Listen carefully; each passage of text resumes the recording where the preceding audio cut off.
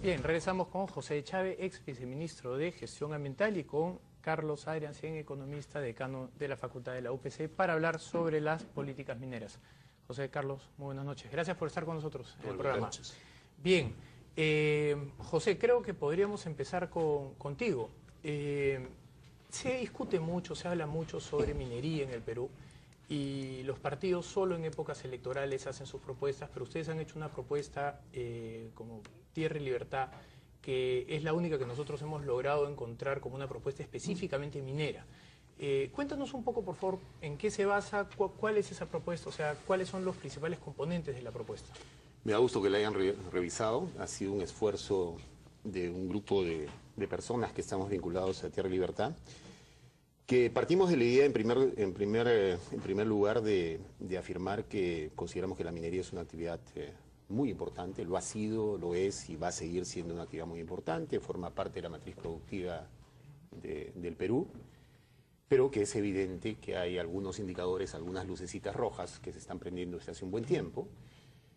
Los conflictos, sin duda, son un elemento fundamental para entender desde nuestra perspectiva que hay una agenda pendiente, que hay un conjunto de políticas públicas alrededor del tema minero, que han estado a la base de la expansión estos últimos 20 años, pero que quizás después de 20 años necesitan algunos ajustes, ¿no? Y la reflexión va por qué tipo de institucionalidad necesitaríamos como país, qué tipo de instrumentos, qué tipo de políticas públicas, para que la minería pueda seguir aportando al país, pero al mismo tiempo no produzca los conflictos sociales que ha estado produciendo. Hay mucha información sobre la cual conversar en esta propuesta. Mi primera pregunta específica sería en lo que has mencionado, la conflictividad social, que es básicamente el eje a través del cual ustedes sostienen que hay que hacer una propuesta de cambio en las instituciones ligadas a este sector.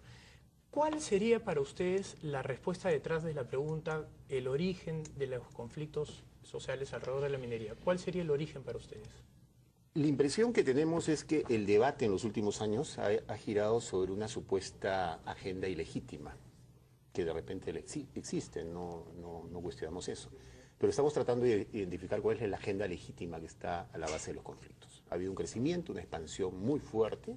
Esa expansión es expansión de inversiones, expansión productiva, pero también es una expansión territorial, es una ocupación del territorio cada vez mayor, que se puede medir a través de las concesiones, pero no solamente las concesiones, las actividades productivas, y que está provocando una situación de competencia por recursos que son escasos, ¿no? La tierra, y sobre todo la tierra agrícola, es un recurso muy escaso en el país, el agua es un recurso que también está en disputa, y que es lo que está a la base de los conflictos. Y la impresión que tenemos es que hay una... El término ausencia, no sé si es el más exacto, pero el PNUD habla de baja densidad del Estado, ¿no? Un Estado que tiene poca presencia en las zonas de influencia. Si uno cruza el mapa de densidad del Estado con el mapa de presencia de las industrias extractivas, la conclusión es sencilla. No hay Estado, no hay presencia. Hay instrumentos, hay políticas públicas que ya tienen 20 años. La herramienta que permite aprobar o desaprobar un proyecto minero es el estudio de impacto ambiental. Tiene 20 años de vigencia en el país, 40 años en el mundo. No es más antiguo que eso. Tenemos la impresión que es una herramienta desfasada, si la consideramos como la herramienta principal, y es un tema que no se está discutiendo exclusivamente en el Perú, se está discutiendo a nivel internacional. O sea, ¿ustedes creen que en la base están los agravios, la teoría de los agravios? Okay. Carlos. Yo quisiera comentar diciendo que coincido con mi tocayo en el sentido de que hay luces rojas que se han encendido en la minería peruana, pero no coincido en muchas de las otras cosas que se han dicho. La minería peruana hoy día, más que un episodio de éxito, es un episodio de relativo fracaso. Hace 50 años, o algo más de 50 años, la minería era el 2% del PBI. En su mejor momento, hace 5 años, llegó a ser el 7% porque creció. Desde entonces ha tenido un comportamiento raquítico, las inversiones se han parado, la ingente cantidad de recursos que paga se malasignan con un aparato estatal no reformado. Yo no creo que haya un déficit ni una baja densidad. Hay un Estado que estafa, que recibe muchísima plata de la minería, que no lo gasta bien, no lo gasta de manera transparente. Solamente un yacimiento minero en Cajamarca, Yanacocha, aportó en canon al gobierno regional más de 1.400 millones de dólares en la década pasada. Y no hay ni siquiera lo básico. Entonces, aquí en lugar de decir, hay que preocuparnos, espantamos, captamos una una porción pigmea de lo que captan otros países. Rellenamos de impuestos a la minería. Y no nos damos cuenta que cuando planteamos dicotomía como que la minería moderna o la agricultura moderna hoy es intensiva en biotecnologías, en gente educada y en capital. No va a resolver los problemas de la gente en las zonas rurales el día que se modernice, el día que desaparezca esta barbaridad que hicieron los agraristas y los velasquistas de particionar la tierra y darles la peor educación y los peores servicios. El día que eso suceda, ¿qué vamos a hacer con la gente del área rural, de las áreas rurales? ¿La minería los va a absorber? La minería formal es mala, habitualmente pecaminosa, se le castiga con impuestos, y la minería buena es la ilegal, la que no cumple la ley, la que no respeta regulaciones. Un momentito. La minería hoy día en el Perú, como digo, da 5% del PBI, aporta con la mitad de los impuestos, cuando menos impuesto a la renta, es entre el 60 y 70% de las importaciones, trae el pan. Requerimos mucho más minería, pero también requerimos un Estado implacable, moderno, transparente, una pausa, no estafador. Quisiera preguntarte igual, en tu opinión, ¿cuál es el origen de los conflictos sociales? Es un buen negocio hacer conflictos en todos lados, sobre todo cuando hay intereses en un país sin instituciones. Pablo Escobar en Colombia apareció porque quienes debían poner los límites cerraban los ojos. O sea que hay mucho vivo aprovechando el conflicto y mucha gente frustrada, fácil de llevar, con ilusiones de que un día un Estado moderno va a resolverle todo. Y no hacemos nada por construir un Estado moderno. ¿Tú estás a favor de la teoría de la búsqueda de rentas económicas y políticas? Hay muchísima gente que hace muy buen dinero haciendo que la inversión se postergue. En el Perú tenemos plazas competitivas, pero lo que más me llama la atención de esta situación es que en medio de los conflictos no miramos al responsable. Hay alguien a que le pagamos porque le dé educación a nuestra gente, porque le dé infraestructura. Se cobra la presión tributaria de la economía peruana ha subido a 16.3% el año pasado. Nadie lo dice sobre los mismos. Pero la presión tributaria de la minería, cuando se mide, está por encima del 40%. Son más los peruanos. Y toda esa plata, de eso no hablamos, de cómo se gasta, de dónde va, y si acaso se tiene la mínima responsabilidad de darle siquiera a Huaraz un teatro. Muy bien. Por Dios. Después vamos a ir al tema de los impuestos, porque también hay mucho para conversar sobre eso, pero yo quisiera regresar al origen de los conflictos para poder de ahí pasar a otro tema, porque hay dos opiniones que son claramente distintas. Y tal vez lo que hay es un balance de ambas. Lo que a mí siempre me llama la atención es que nadie menciona ambas. Y quisiera preguntarte si tú aceptas que en parte de los conflictos hay una búsqueda de rentas económicas y políticas. De hecho, hay grupos que se están armando políticamente. Gregorio Santos está creando el MAS en base a una bandera de lucha antiminera. A ver, según la explicación que da Carlos, no hay ninguna agenda legítima detrás de los conflictos. No, no he dicho eso, Por lo menos no has mencionado ninguno. No, pues no tengo por qué pero hacerlo. tampoco tú mencionas la búsqueda de renta. Por eso partí diciendo que ninguna de las dos opciones yo sí creo mencionaba que hay, la otra visión. Pueden haber legítimas y legítimas. Yo creo que hay una agenda legítima. Segundo, tenemos la tendencia a mirarnos el ombligo y pensamos que lo que pasa en el Perú solamente pasa en el Perú. Informe el Programa de Naciones Unidas para el Medio Ambiente, da cuenta que el 40% de los conflictos internos que se dan en los países hoy en día tiene que ver con explotación de recursos naturales, sobre todo minería. No es un problema exclusivo del Perú, no es un problema exclusivo de América Latina, está en Asia, está en África. Puedo darte la razón en eso, pero un dato adicional. Paul Collier, en un famoso estudio del Banco Mundial, hace un estudio sobre los conflictos internos, creyendo que la base de los conflictos eran los agravios, que es tu teoría. Y lo que él encuentra es que en la gran mayoría de ellos, que efectivamente no es un tema de Perú, ocurre a nivel mundial, lo que predominaba y en 85% eran la búsqueda de rentas. Entonces, sí hay evidencia, digamos, a nivel mundial de que Perú no es el único caso y hay evidencia que la búsqueda de rentas tiene un mayor peso. Hay varios enfoques sobre el tema de los conflictos. Por ahí hablar de los agravios no es mirarse al ombligo. Hay toda una discusión académica alrededor, hay varias teorías. A ver, en el caso peruano, regresando al Perú, quería mencionar este tema, no pasa solamente en el Perú, es un conflicto de carácter global y está a la base de un crecimiento de expansión de la minería que creo que no tiene antecedentes en los últimos 60, 70 u 80 años. Lo que ha pasado en los últimos 20 años como expansión de la actividad minera no había pasado en los últimos, yo diría, 50. Y esa expansión, repito, tiene diversos indicadores. Ahora, en el Perú a mí me da la impresión que hay conflictos de resistencia, de rechazo, sin duda alguna. Creo que también hay conflictos de convivencia.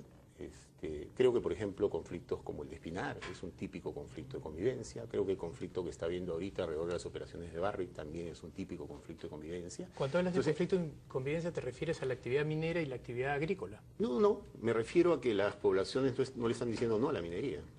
Las poblaciones le están diciendo, si te quieres quedar 20 o 30 años, definamos una suerte de nuevo contrato social para que esa convivencia sea más equitativa. Y esas negociaciones muchas veces tienen sin duda alguna un componente económico, ¿no? Pero pensar que única y exclusivamente es el tema cómo accedo a la renta, me da la impresión que no es entender la verdadera dimensión de los conflictos. Yo creo que hay elementos económicos, hay elementos sociales, hay elementos ambientales, creo que también hay elementos culturales que en un país como el Perú son un tema fundamental, ¿no? Bien, vamos a hacer entonces nuestra primera pausa y vamos a regresar. Tenemos mucho por hablar. Estamos con José Chávez y con Carlos Arancén conversando sobre políticas mineras. Regresamos.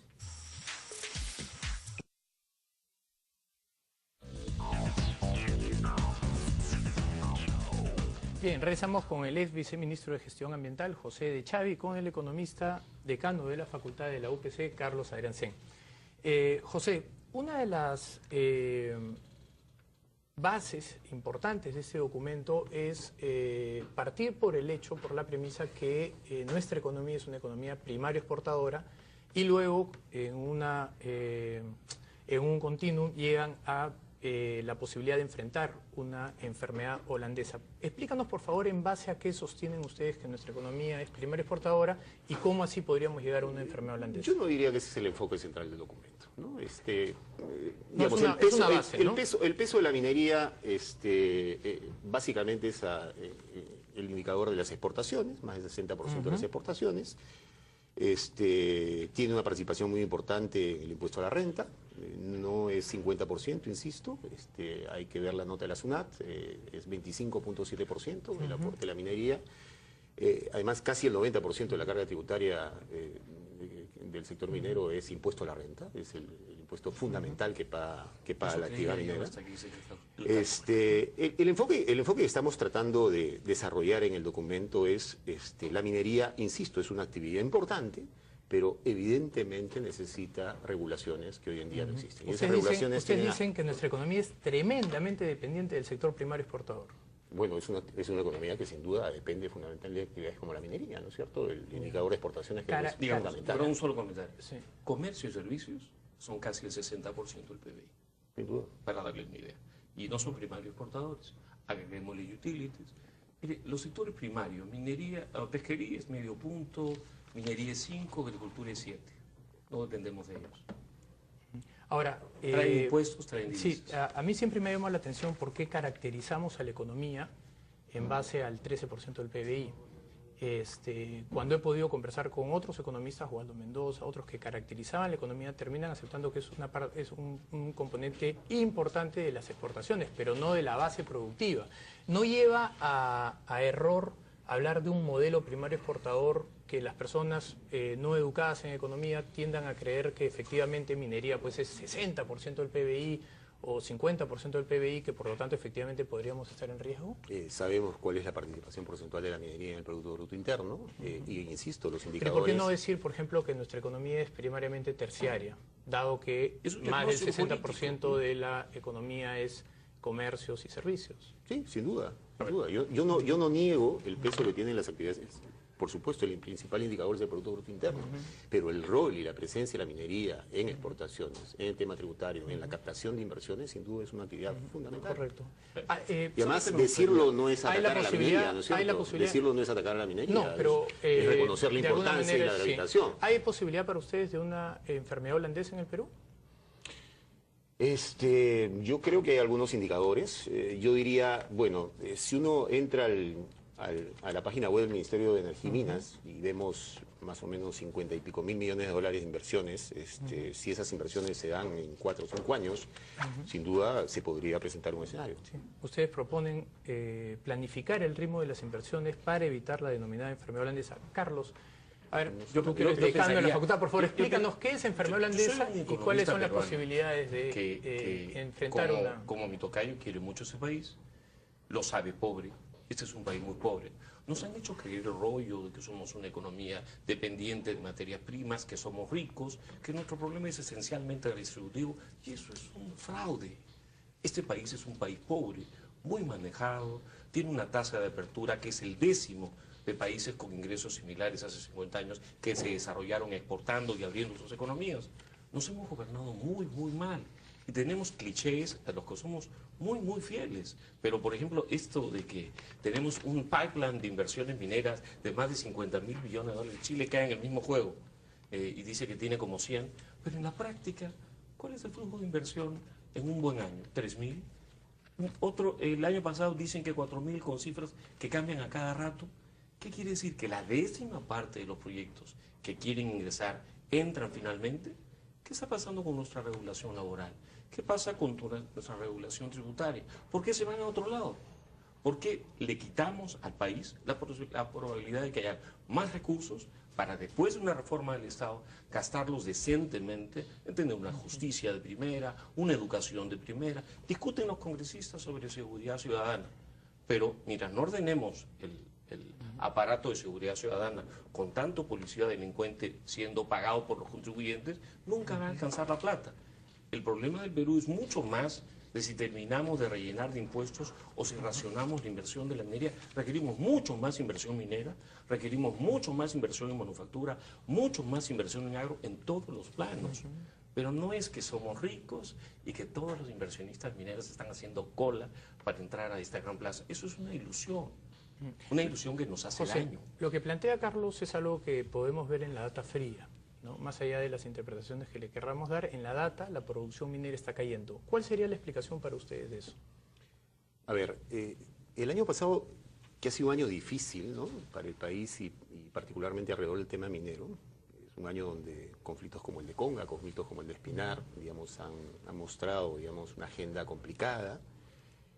Curiosamente, es el año en el cual el Producto Bruto Interno Minero Metálico crece en 2 puntos y algo más, ¿no? El 2009, por primera vez en 20 años, el PBI de la minería metálica fue negativo. El 2010 cayó aún más, el 2011 volvió a caer y el 2012 ha rebotado, ¿no? Básicamente me da la impresión por la entrada de producción de algunos proyectos vinculados al cobre, casos con Tapacay, que sin duda va a ser una actividad muy importante, y lo que se viene seguramente es la maduración de algunos otros proyectos más. El tema de la caída de la producción minera, sin duda, me da la impresión, está vinculado al tema de los conflictos y al mismo tiempo, insisto, está vinculado a un marco legal y a un marco institucional que ya tiene 20 años de vigencia y que ha mostrado signos de agotamiento. Insisto, este no es un tema que se está discutiendo única y exclusivamente en el país. No, sin duda. El Consejo Internacional de Minería y Metales, que agrupa a las principales empresas del mundo, está discutiendo estos temas y reconocen que el marco institucional y las herramientas que ellos crearon hace 20, 25 años están agotadas y tienen que adecuarse. De hecho, en la región América Latina el día de hoy hay 117 conflictos mineros.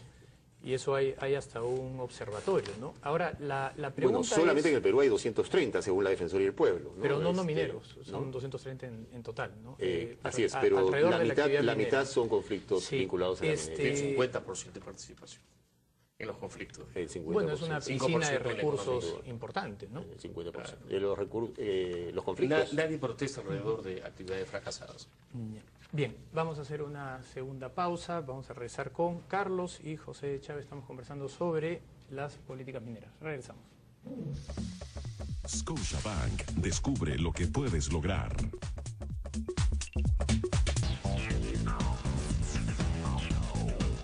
Bien, regresamos con el economista, decano de la Facultad de la UPC, Carlos Airancén, y con el ex viceministro de Gestión Ambiental, José de Chávez, estamos conversando sobre políticas mineras. José, una de las propuestas de Tierra y Libertad en su propuesta minera es revisar los acuerdos tributarios. Y bueno, esto es algo que ya se ha conversado muchísimo, sobre todo durante la campaña, ¿no? La preocupación de algunos ya no es tanto adicional a sacar al Perú de una competitividad regional en base a mayores impuestos, el cambiar los arreglos institucionales. esta revisión de los acuerdos, ¿cómo pretenden ustedes que se dé siempre y cuando no rompan los acuerdos institucionales, no rompan la institucionalidad peruana? De ninguna manera unilateralmente, ¿no? Conversando, por supuesto, con el sector, conversando con los inversionistas, como ha ocurrido en los últimos años, ¿no es cierto? Cada vez que han habido algunas modificaciones, han sido conversadas con los diferentes grupos de interés. Las reglas de juego, la impresión que tenemos, respondían a un contexto que hoy en día ya no existe. La década de los 90 fue una década particular, especial, veníamos de una década perdida, la de los 80, hoy estamos en un contexto distinto, y cualquier modificación de las reglas de juego tiene que ser conversada. Una de las razones por las cuales involucrados. Algunas personas incitan la intervención del Estado en algunos mercados es las asimetrías de información. Pero en estas negociaciones lo que hay es una asimetría de poder. Cuando el Estado te sienta a ti a renegociar, no se está sentando Carlos o José, se está sentando papá Estado que te puede bombardear de regulaciones, impuestos y otras cosas. Esas invitaciones a conversar, como las que se dieron con el gobierno del APRE y a comienzo de este gobierno, ¿no son en el fondo extorsiones veladas? Yo no sé si es la figura más exacta, ¿no? Si uno conversa con los propios empresarios mineros, ellos coinciden que hoy en día existen una serie de candados que hacen bastante difícil, digamos, que de manera unilateral un Estado pueda modificar las reglas de juego. Siempre se puede hacer, ¿no es cierto? Pero, por ejemplo, los tratados de libre comercio tienen capítulos de inversiones. El Perú ha firmado varios tratados de libre comercio, Carlos, y tratados bilaterales de inversión. Te ruego una intervención muy corta porque se nos acaba el tiempo. Sí, discrepo. O sea, el gravamen minero y el aporte voluntario tienen de voluntario lo mismo que una pistola en la cabeza. Si el regulador me viene a discutir, si le muestro una buena disposición y no, porque si no me va a reventar en impuestos, como lo decían todos los congresistas en los dos casos. Eso no es nada parecido a una negociación libre, eso es coerción, y eso daña al país, porque espanta inversiones más serias, y terminamos con que la mitad de la minería cae en manos de delincuentes, gente que no cumple la ley y que opera libremente, y hasta congresistas tienen, que genera la se me acabó el tiempo. Con ese esquema, entonces, nada se puede modificar. No, al contrario, ¿no? Yo soy enemigo de todo tratamiento especial, pero la palabra de los peruanos no debe mantenerse. Disculpen, no se negocia los comprometo a una nueva conversación porque definitivamente se han quedado muchísimas cosas en la mesa. Les agradezco a ambos, José Chávez, Carlos Adriancén, por la visita. Y yo me despido hasta mañana, los dejo en Primero a las 8 con Jessica Tapia. Muy buenas noches. Vive conectado con BBM Blackberry de Claro. Johnny Walker, celebrando tus pasos.